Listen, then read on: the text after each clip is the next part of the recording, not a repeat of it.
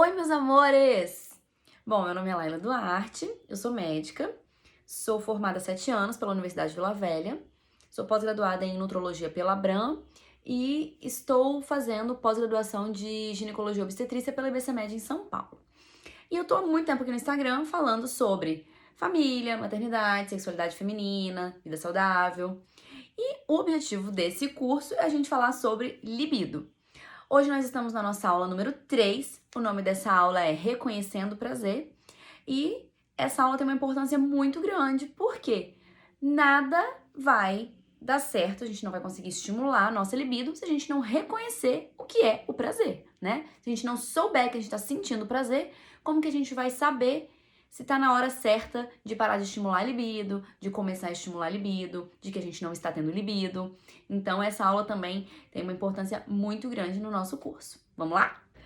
Então, por que se fala tão pouco sobre sexualidade com crianças e adolescentes? Por que o discurso de sexualidade para essas fases que eu citei aqui é sempre um discurso pesado, de que é perigoso, de que é feio, de que é sujo? Por que não se fala sobre prazer em relação à sexualidade para essas fases da vida? Seria tão mais interessante se todo mundo já crescesse entendendo mais ou menos o que é o prazer, o que é sentir prazer, entendendo um pouco mais sobre a sua própria sexualidade e o que é sentir prazer, né? Seria muito mais fácil. E aí, a gente não precisaria aprender sobre prazer quando a gente já está na fase adulta, que a gente já sofre, que a gente já passa por outras dificuldades e já tem paradigmas e tabus estabelecidos por conta dessa questão dessa falta de aprendizagem, falta de diálogo sobre sexualidade. E aí, quando a gente vira adulto, a gente vai aprender sobre sexualidade com quem? Com os nossos parceiros ou parceiras, né? E aí, os nossos parceiros vão ensinar pra gente sobre prazer o que eles sabem sobre prazer. Então, se você tá numa relação heterossexual, você vai aprender sobre prazer, a mulher, né? Vai aprender sobre prazer com o homem. Só que o homem aprendeu sobre prazer com outro homem. Então, como que ele vai ensinar pra você, pra nós que somos mulheres, sobre prazer feminino, se ele também não entende nada sobre prazer feminino? E se as nossas mães e as nossas professoras também não puderam nos ensinar sobre prazer feminino? Então, como que a gente vai aprender sobre prazer feminino se ninguém nunca fala sobre prazer feminino com a gente? Então, é sobre isso que a gente vai falar um pouquinho hoje na nossa terceira aula, que é reconhecendo o prazer. Então, assim, é muito importante a gente dizer que a mulher sente prazer. Sim, o prazer da mulher não é complexo. A mulher, ela tem ela tem desejo sexual, ela tem libido. E a única coisa que a gente precisa fazer é quebrar alguns tabus e paradigmas para que isso seja mais leve e livre para a sexualidade feminina. Mas, para começo de conversa, nós vamos falar sobre as fases do desejo sexual. Existe um novo modelo de resposta sexual dentro dos relacionamentos que contemplam duas fases. A primeira fase é a fase da paixão, que geralmente dura ali entre 2 anos, 2 anos e meio, que é quando o seu desejo sexual ele é espontâneo, ou seja, você pensa na pessoa, você lembra da pessoa e você já quer ter relação com ela. E existe, depois desse momento, que é quando você começa a ter um relacionamento um pouco mais duradouro, que é a partir de 2 anos e meio, a fase responsiva, que é quando você precisa ter um estímulo da sua parceria para que vocês tenham para que o desejo sexual ele apareça. Então, assim, é um jantar, é uma palavra, é um convite. Então, a partir dos 2 anos e meio, é normal que a resposta sexual seja mais responsiva do que espontânea. Essas fases, elas são cíclicas dentro dos nossos relacionamentos. Um momento você pode estar com um desejo sexual mais espontâneo e em outro momento um desejo sexual mais responsivo. Isso aí é diferente nas fases, tanto para o homem quanto para a mulher. Então, é muito importante saber que essa fase de desejo espontâneo geralmente dura 2 anos e meio. E a fase de desejo responsivo, apesar dela ser cíclica, o padrão, o ideal é que ela se mantenha no resto do relacionamento. E caso isso não esteja acontecendo, aí a gente tem que procurar uma ajuda, ver o que está acontecendo e buscar causas para esse motivo. Porém, o homem ele passa a maior parte da vida no ciclo de desejo espontâneo. por conta de tudo que a gente já falou lá naquela primeira aula. Porque o homem ele tem um estímulo mais visual, a fase de excitação dele acontece mais rápido. Então, por conta disso, ele passa mais tempo na fase de resposta sexual espontânea. E a mulher, ela passa mais tempo de vida na fase da resposta sexual responsiva. E ainda existe o fato de que, historicamente, a sociedade, ela distinguia a sexualidade que levava à reprodução e a sexualidade que não levava à reprodução, né? Em que não tinha necessidade de levar à reprodução. Então, as mulheres que eram para casar, elas eram obrigadas a ter uma sexualidade voltadas para a reprodução, e as mulheres que não iam se casar, elas eram permitidas a ter uma sexualidade que se voltava para a não reprodução, ou seja, para o prazer. Então, historicamente, as esposas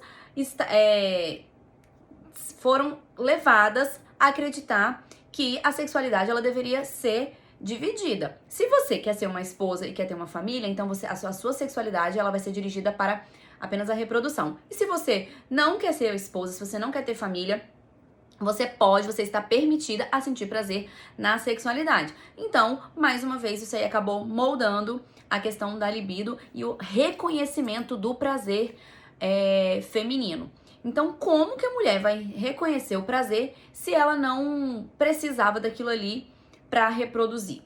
Então, isso nos levava a crer o quê? Que a sexualidade feminina, ela é passiva, que ela deveria ser dirigida para o homem, já que para procriação, isso era uma coisa que não tinha necessidade. Prazer, não precisava ter prazer para procriar. Então, a sexualidade feminina e o prazer feminino foi ignorado durante anos por conta desse fato. E aí é por isso que existe tanta luta para mostrar que o corpo feminino ele é capaz de sentir prazer e de procriar. E que por mais que o corpo feminino seja um corpo que reproduz, ele também pode ser um corpo erótico.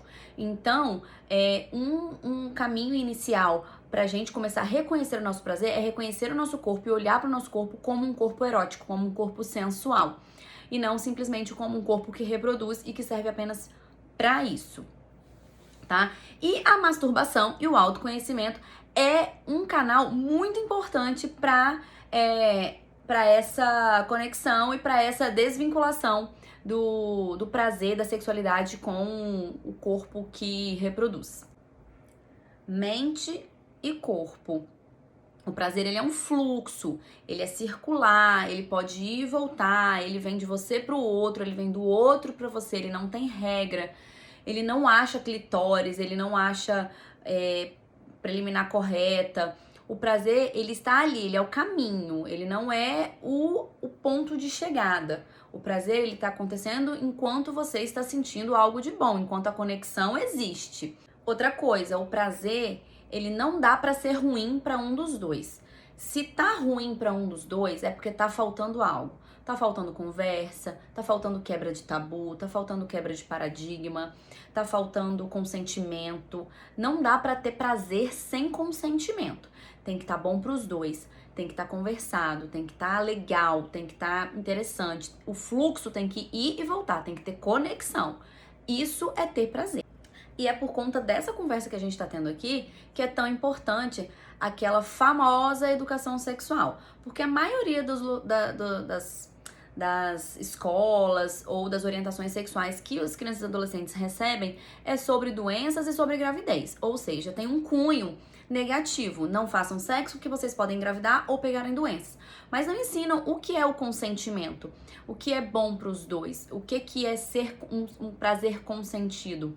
Porque aí a gente acaba até evitando as questões de abuso, né, sexual e até as relações abusivas também. Então isso é um conceito, o reconhecer o prazer é um conceito muito importante até para a questão familiar e de relações abusivas também. Tá, Laila, mas e na prática? Como que a gente vai fazer acontecer todo esse prazer? Além de você ter muita conversa com sua parceria, existe o tal do ponto G. O ponto G existe mesmo? Existe. Só que o ponto G, ao contrário do que muita gente pensa, ele não é responsável pelo orgasmo. O responsável pelo orgasmo é o clitóris, tá? Que é aquela regiãozinha mais sensível, onde a bolinha fica ali na parte de cima da vulva, próxima aos pequenos lábios ali, conectado aos pequenos lábios, na verdade. Aquilo ali é o clitóris. Ele tem mais de 8.000 terminações nervosas que servem apenas para gerar o orgasmo e te dar prazer. Então, o clitóris, ele é responsável pelo orgasmo. O ponto G, ele simplesmente, ele não vai te fazer chegar ao clímax. Ele é um ponto que gera muito prazer na mulher. Ele vai te dar prazer. Só isso. Só isso não, é muita coisa, tá? Mas como que a gente acha o ponto G? A vagina, né, o canal vaginal, ele tem mais ou menos 8 centímetros. Então, você vai pegar o canal vaginal, vai imaginar, né, o canal vaginal, vai dividir em 3 partes. Na parte do meio é onde geralmente fica o ponto G. É claro que podem ter variações anatômicas de acordo de mulher para mulher, mas geralmente ela fica nessa segunda metade aí, se você dividir a região, o canal vaginal em 3. Você vai enfiar o seu dedinho, pode ser 1 ou 2, e fazer um ganchinho com o dedinho assim, ó, tá vendo? Pra parte da frente. Como assim pra parte da frente? Pra parte virada pra sua barriga. Ou seja, você vai fazer assim, ó, tá? Na segunda metade. Aí você vai estimular, vai virar, vai voltar. Você pode fazer isso, você pode pedir pra sua parceria fazer também, que vocês vão avaliar ali qual é a melhor forma, como que te dá mais prazer. Se é com um dedinho, com 2 dedinhos, com um brinquedo, com a região, com pênis, ou com a língua, enfim. É vocês reconhecerem mesmo o prazer. Ou seja, existe o ponto G, ele pode ser estimulado, ele gera muito prazer, ele gera mais lubrificação, mas ele não é o responsável pelo orgasmo. Responsável pelo orgasmo é o clitóris, tá? Que fica ali, aquela pontinha perto, conectado aos pequenos lábios, tá bom? Então a mulher tem muita possibilidade de sentir prazer. Basta você praticar todas os exercícios que a gente falou na última aula, junto com esse aqui da descoberta do ponto G, que você com certeza vai entender o que é o seu prazer. É muito importante lembrar que tanto o toque no ponto G quanto no clitóris é diferente e a sensibilidade é diferente para cada mulher, assim como a masturbação masculina. Se você perguntar pra qualquer homem, ele vai saber onde ele gosta de ser tocado, qual a velocidade que ele gosta de ser tocado. Tem homem que gosta um pouco mais forte, um pouco mais de pressão, um pouco mais devagar, um pouco mais rápido. E pra cada mulher também funciona dessa maneira. Então não existe uma regra onde o homem fala assim, eu sei fazer sexo oral desse jeito, eu sei tocar na minha mulher desse jeito, porque assim não tem erro. Não existe isso. Cada mulher sente prazer de uma forma diferente e ela pode sentir de formas variadas também. Por isso que é tão importante você reconhecer o seu prazer. Agora que vocês já sabem reconhecer o prazer de vocês, agora que vocês já sabem o que é prazer e o que é sentir prazer, agora vocês estão prontas para saber os motivos de diminuição dessa libido, tá? Espero que vocês tenham gostado dessa aula, espero que vocês tenham aproveitado o conteúdo. Espero que vocês consigam passar isso para a família de vocês, para os filhos de vocês, sem maiores tabus, sem maiores dificuldades. Espero que vocês tenham gostado da abordagem da aula e que a gente fique junto aí durante essa semana e aproveite o resto do conteúdo, tá bom? Um beijo!